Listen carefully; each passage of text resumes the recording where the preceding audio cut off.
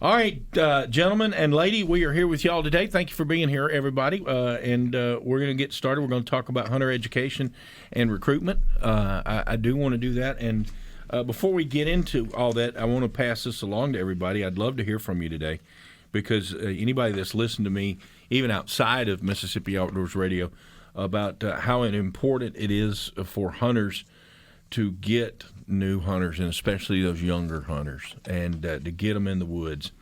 And we've talked about that. Hunter education is a step to that.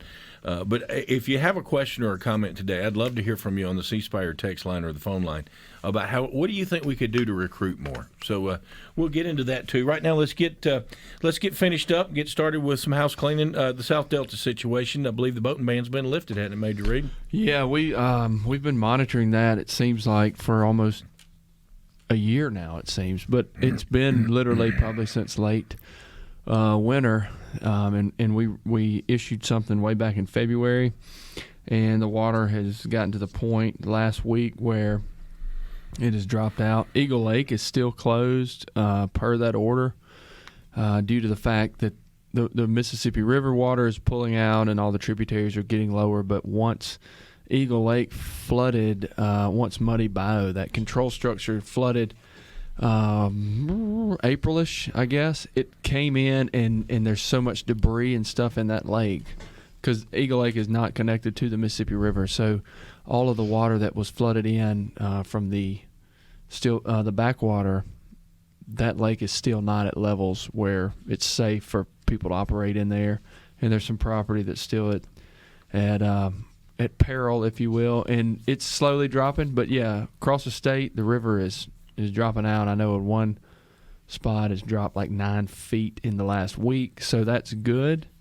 And the backwater's receding, and we're just kind of monitoring the animals and the habitat as they kind of recover from the flood. And no changes have been made as far as deer season, as far as any amendments there. Not yet, anyway. Not yet. Looking to do that when Butler, probably by the end of the month. Yeah, the decision will definitely be made this month during August. So I would anticipate probably maybe the last Monday of the month. We'll probably talk about that on the radio show. I'm sure we'll have that by then, but not yet. Probably a couple weeks out. So all of that info from the survey and all that sort of stuff's being considered, but it's coming. I know we've been getting a lot of questions about that, but it is coming. All right, and we want people to just remember those. And still at this point, even though the water's receded, people still want to go look and all that garbage. Mm-hmm. Let these people get their stuff done. Let them do their things. You got people over there who've lost everything, man. Mm-hmm. If you want to go over there, go help. Yeah, that's right. If you want to go over there and see something, carry a hammer and a tool belt and some chainsaws and stuff and help them clean up. CWD Roundtable at Mississippi State, is that correct? Yeah, yes, JT. I wanted to mention that because it's a pretty big deal. We're proud to be hosting in our state. We're actually going to have participants at this event from probably 7 or 8 different states, looking at 60 to 75 people at Mississippi State University, including a couple of the country's leading experts on this disease. There'll be representatives from the state wildlife agencies in kind of all of our neighboring states, Arkansas, Tennessee, Alabama, Louisiana, even some other southeastern states like Missouri who have been wrestling with CWD. The people from the Southeast Cooperative Disease Study Group will be there. Really big event to kind of talk through every aspect of the disease, and it's something that we're proud of because we sort of took the initiative to host that here in Mississippi, even though there's a lot of other southeastern states that are wrestling with that disease and are either wrestling with it currently or getting ready to, or possibly looking to the day where they may have that issue. So that's going on. Hopefully we're going to get a lot of good direction and kind of learn from our peers from across the country on that. So that'll be happening this week. We'll have a lot of folks up there for that. We've mentioned it the last several weeks, but draw hunts are open. A lot of those, or several different of those draw hunts, will be closing this week on the 15th. So if you're interested in teal, rabbit, that sort of thing, you've got till the 15th. Also, 2 that I really wanted to plug that also close on the 15th will be the youth dove hunts for muscadine and black prairie.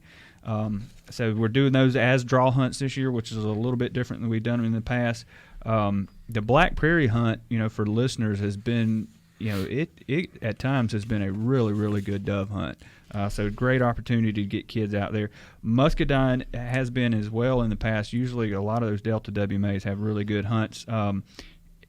In the last several years, we've been doing that youth dove hunt at Mahana, but obviously because of the water this year, not been able to get in there to prepare a dove field, so that got moved to Muscadine, which in the past has been a pretty good producer. So if you have a youth and you're wanting to get them in on a good dove hunt, good public land dove hunt that is going to be legal and probably will have a good chance of a lot of birds, you may want to go to that draw page and get enrolled here in the next couple of days. Likewise, our mentor hunts we've talked about a little bit, and we can get into some of this a little bit today with this is all the recruitment you want to talk about right here. Recruitment. So we're trying some new things this year as an agency to not just recruit young hunters, but maybe recruit adult hunters who have not previously hunted. One of those is going to be these mentor hunts. It's going to be a pilot project we're trying this year on Black Prairie and Pearl River WMAs, so aimed at non-hunters who have a desire to maybe learn how to be a hunter. If you're 18 years of older and have already completed Hunter's Ed, so we're going to talk about Hunter's Ed today, you can sign up for this, and you'll basically be paired with an experienced hunter who's going to sort of try to teach you the ropes and hopefully start you down the path where you can learn and grow as a hunter. So those are also you need to apply by August 15th. So go to the website. So several things closing here in the next couple of days.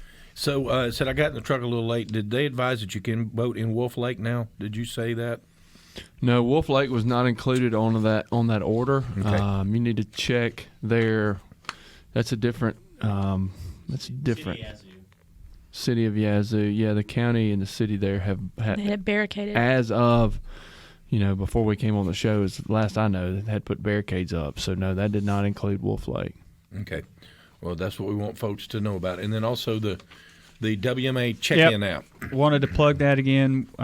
We talked about it a little bit last week, but hunters on WMAs this year will need to use an app to check in. The app is not up quite yet, but we just want to go ahead and start planting that seed in people's mind that that's something they're going to need to be looking at as we move forward. All right, I got to ask the question. What if there's ultimately going to be somebody out there with a flip phone that says, I don't have apps.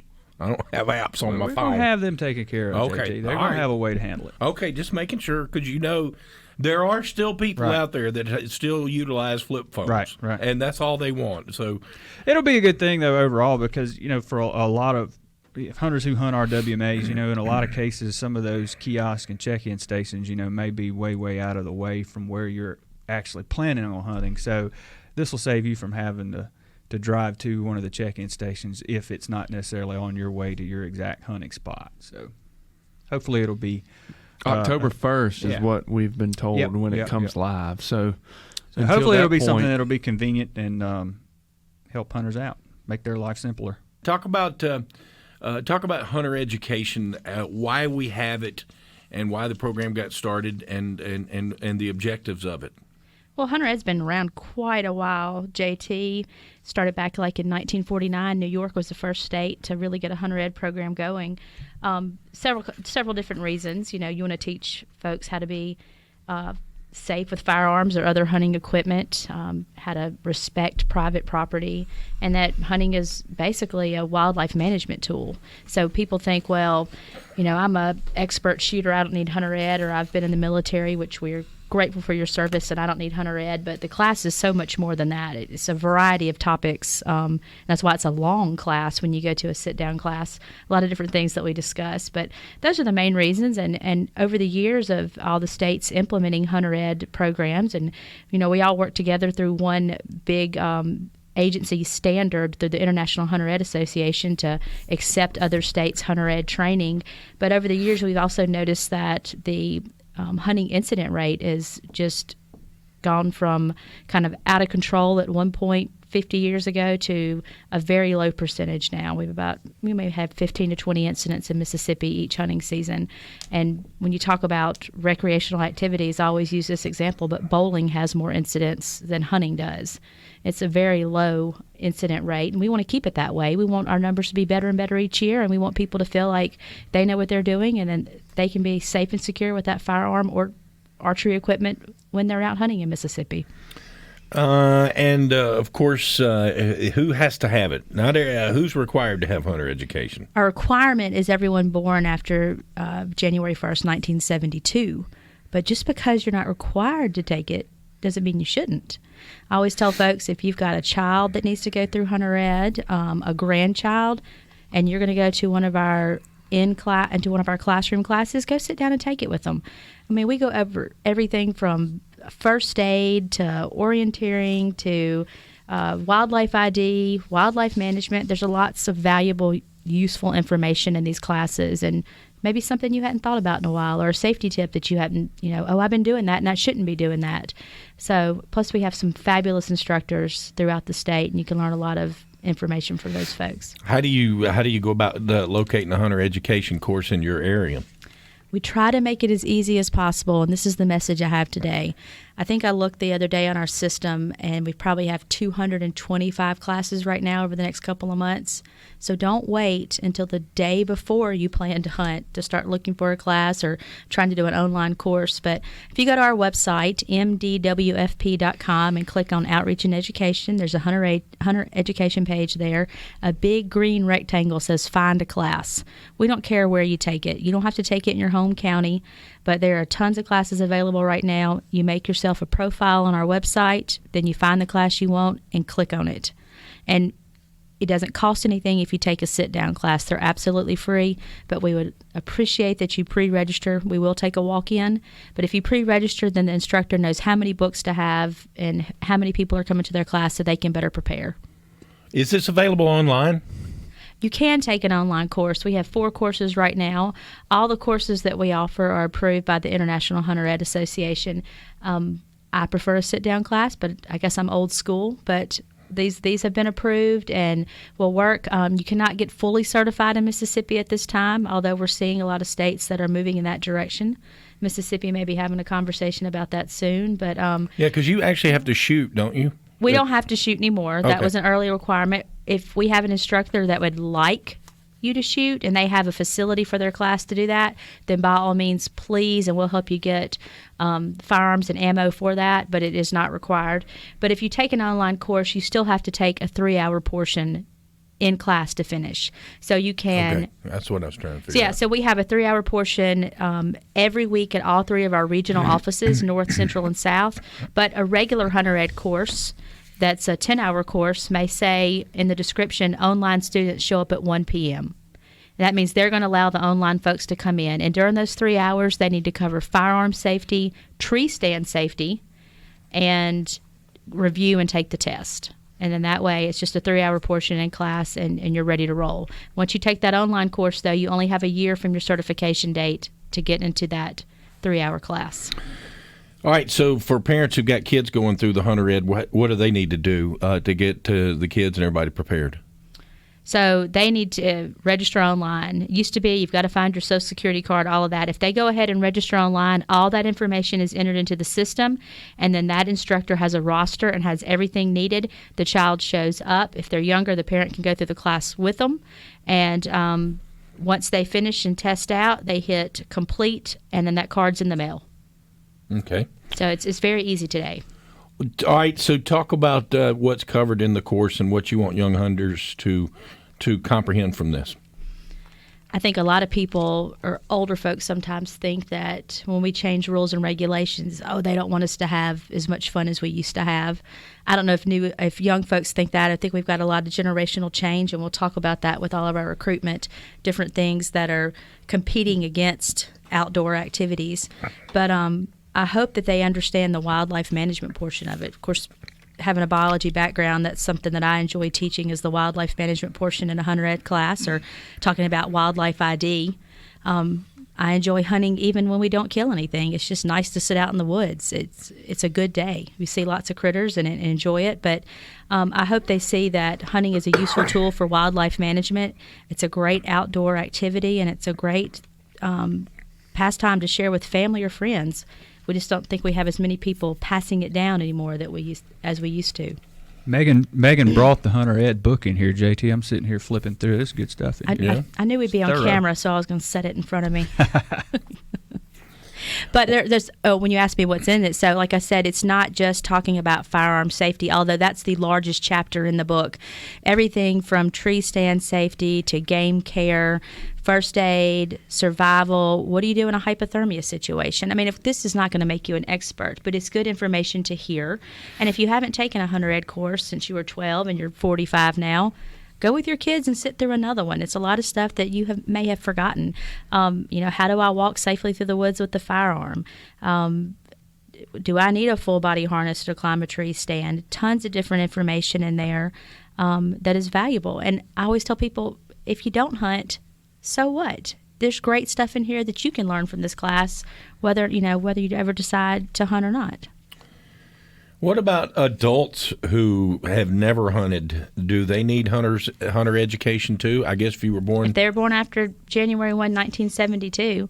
And I really feel like that although we love to do children's events and try to promote hunting and other outdoor recreation, that young adults are probably the area that we need to target the most.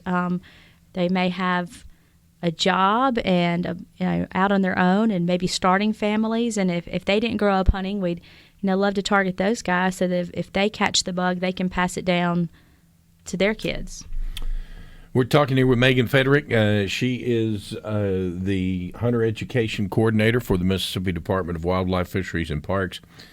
I fall into that category. I guess I'm an old these days now. I don't have to have it. I was born before 72. Not much before 72. Here's my challenge to JT. What's that? I'm going to make you take a Hunter Ed class.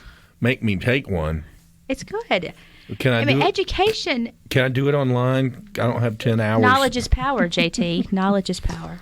It is something that adults that aren't required to take it, if they're planning on going out west or something along those lines, to like a big game hunt or something like that. A lot of states require it, period. The request we usually have from older adults is that they're going out west. Colorado's a big one on that. Really? Yeah. So depending on where you hunt, their requirements don't fall in that same date range as ours do. So we have older folks that take the class all the time because of that. Okay. Well, I've never been elk hunting. I've often wanted to, but I've never been. Somebody invite JT to elk hunt. Deter you to go elk hunting? I don't want to take the class. No, it's fun. It's a good way, like the in-class. A lot of people tell me go in there with your kids. Yeah, it's good. That's really the way to do it. In the county classes is an opportunity when you're online. You may have questions specific to the areas that you hunt, and you have an officer there, a human being, who can answer the questions that you have and real-time stuff. And you'll learn some little tips and tricks and nuances that they may bring to the class that you'll never get online. So there you go, Megan. We've been talking about everybody. Meghan Federic here with us. We've been talking about all the people who need hunter education. What about these instructors? How do you get the instructors? Obviously, you need people to do that. What if someone wants to become a Hunter Ed instructor? What do they need to do to go through that process? Well, Major Reed was talking about it before the break about kind of the benefit of a sit-down class, and we have some fabulous instructors in Mississippi, people that give their free time to come in and create a class. We give you an outline of how we like the class to be. This is what you need to cover, but they have friends and volunteers come in. They may have a trapper come in and do a whole section on trapping, and you get wonderful information from your area. So it's a kind of a specific class to you, whereas you don't get that, personal information and on an internet course. But in terms of being an instructor, we have on our webpage, under the Hunter Ed page, there's an application you fill out and email it in, and we'll check you out and make sure you're a safe person to put in a classroom full of kids, or and then once you are, we'll have a class, and about a 6-hour class that we do to certify you as a Hunter Ed instructor. And currently I have about 500 instructors statewide. They're not teaching all the time and teaching all the classes. Our officers in the field also teach classes every fall and spring as well. So we have a wonderful group that takes care of the public with wonderful classes. But another thing that's going on right now, and I know y'all have probably discussed it, is the Mississippi Scholastic Shooting Sports Program. And we've got those teams popping up like crazy in the state. And all the kids that take those or become a part of that team have to have hunter education, and their coaches need to be hunter ed instructors, because basically they are teaching firearms safety to that group of kids. So we're doing a lot of instructor classes right now. If you're interested, get on the website, click on the link that says application for a hunter ed instructor, and email it in. And once we get 10 or 15 folks, we'll put a class together and give you a call and get you certified. What about hunter education certifications from people who got it in other states and maybe move here? How does that work? I mentioned that we're all a part of the one organization that sets our standards, the International Hunter Ed Association. And because of that, all 50 states and some international countries are also a part of that organization. And we follow the same standards, so there's reciprocity between all 50 states. I've had a young man come in one day to our headquarters that took hunter ed in South Africa, and he was able to use that to purchase a license in Mississippi. How about that? So as long as you're teaching the same skills and standards, you don't get the same local information, but you're getting the safety aspect within those courses. What about if someone loses their hunter education card? What do they need to do then? They're probably going to call us first, but here's what they should do. You can go on the same website under the Hunter Ed page, and there's a link that says duplicate card. So you'll put in your last name, the last four of your social, and your date of birth, and you can purchase a duplicate card. It's very easy. The only issue we've had is that, probably 20, 25 years ago, there was a good number of folks that were probably entered into our old system without socials. So if that's the case, it'll pop up and say you're not in the system, and people get all excited about it. But I promise you, you're in the system. I just need to have you call me. We'll put your social in, and then you can move right along. And it happens. It's going to happen from time to time. Got a couple questions on the C Spire text line need to get to here, ladies and gentlemen. Let me see if I can get her fired back up here. Some people are asking about WMAs. Do you still going to have the traditional check-in if that was out there as well? Currently, we're not. We're going to do the app, so that's going to be something. So no more manual check-ins at the WMAs alongside the app check-in? That's the plan as of right now, JT. Okay. All right. Someone had asked about blue algae in lakes in Texas and North Carolina that had killed some dogs. Do we have anything like that to worry about in Mississippi? I haven't heard any reporting of that. We don't have anybody with fisheries here today. But I will say this, y'all. When it's 96, 97 degrees out right now, and, you don't never know what could happen. So I would use extreme caution, period, with this kind of temperatures that we're having right now.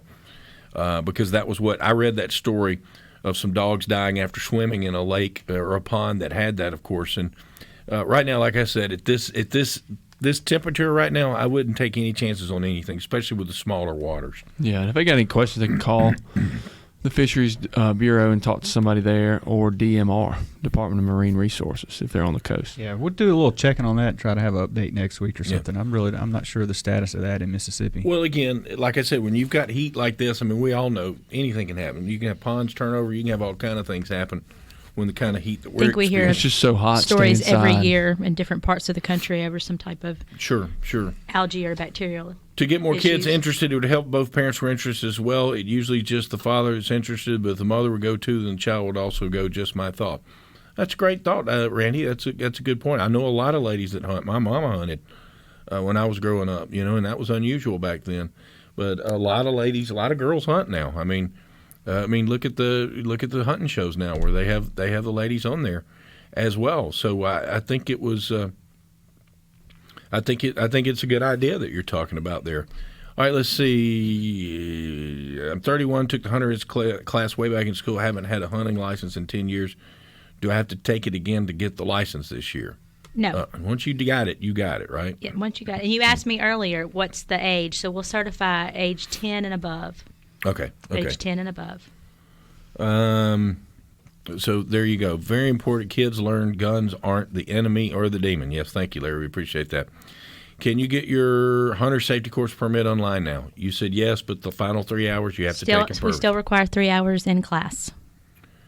Another question: how are people with lifetime licenses supposed to prove they did the migratory survey?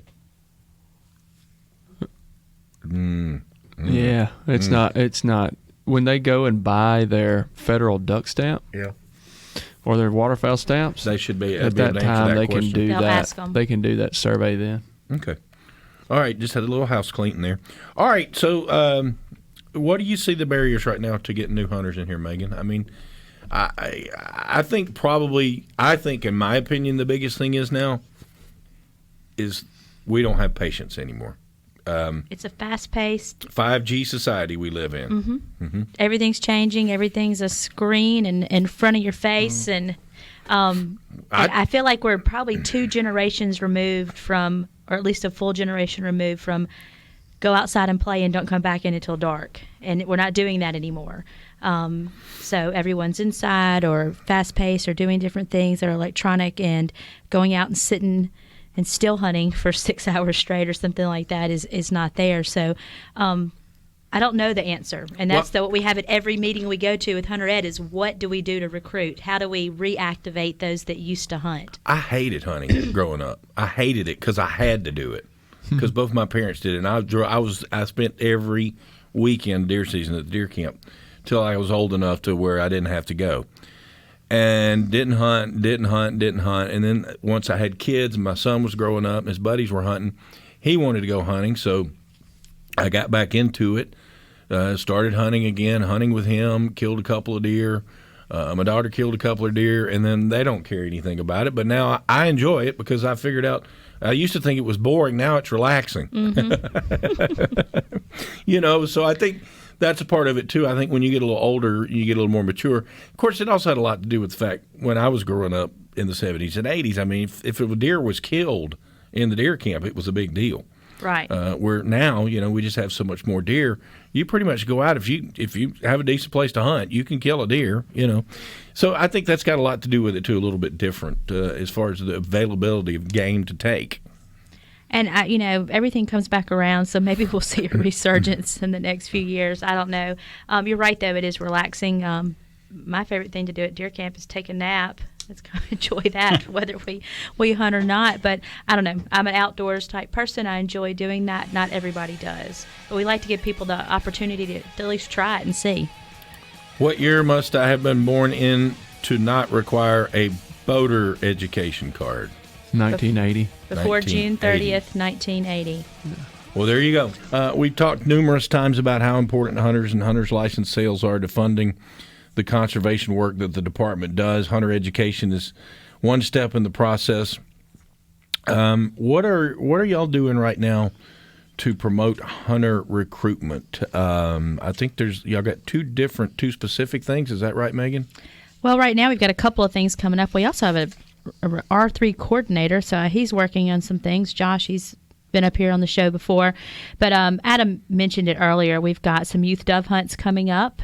Those are under the wildlife tab on our website. 2 of those are draw hunts. The rest are open to youth with the parent, I believe. They're doing the mentored hunts now, which the deadline application for that is also August 15th. We'll have a youth squirrel hunt around the second weekend of February. Further in the fall, we'll put up the registration for that. So we try to make events available. We can't make people come to them, but try to get the information out there. We always have a wonderful time, and there's usually food involved somewhere, so we enjoy those events. But we also try to attend a lot of community events and do school programming throughout the state so we can talk about what our agency does and wildlife management, and be there for questions when the community and youth have those questions. And obviously, I think the biggest thing is we need to do our part. We need to do our part with these youth hunts. We need to do our part encouraging. If you got you got a buddy, or if you hunt, man, and you got a buddy that's got kids, invite him to come hunting with you, man. I think part of the deal is, and I'm not throwing this blanket out there for everybody, but you want to. I think it's safe to say that like deer hunting, turkey hunting, duck hunting, has become more of a selfish, greedy endeavor. Like if somebody has a good place, they're like, I want to keep it to myself. I want to Right. share. And I'm not saying that for everybody, but yeah, like if everybody that hunted brought a guest through the year or introduced somebody new to hunting, then that's one person. Then it would multiply onto that. But it's like, back in the day, everybody was fired up when the kids in camp brought a deer to the skinning rack.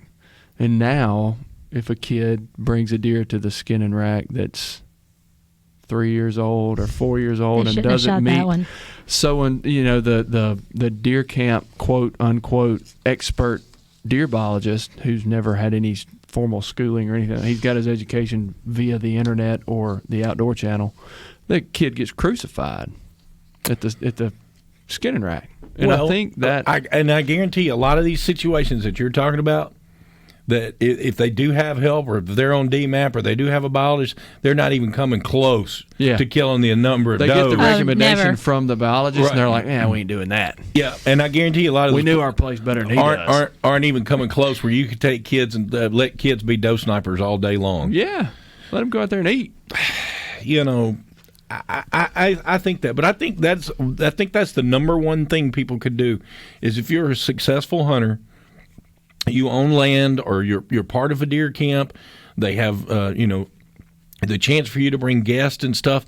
Invite your neighbor, invite your friend who has a young kid. Maybe you need to talk to your neighbor a little bit more. You see them all during the year, and if you take them hunting and take the kid with them, who knows? I mean, but I just think people are a little more. The other thing too, we were talking about this a little bit in the break, is that sometimes deer and turkey aren't necessarily the best thing to start kids off on. Right. Anyway, the Squirrel small hunt, game, man. more Dove, squirrel. Yeah, Dove and squirrel, I think, rabbit. are- Where moving is encouraged. Rabbit's fun. Yeah. You don't have to be quiet.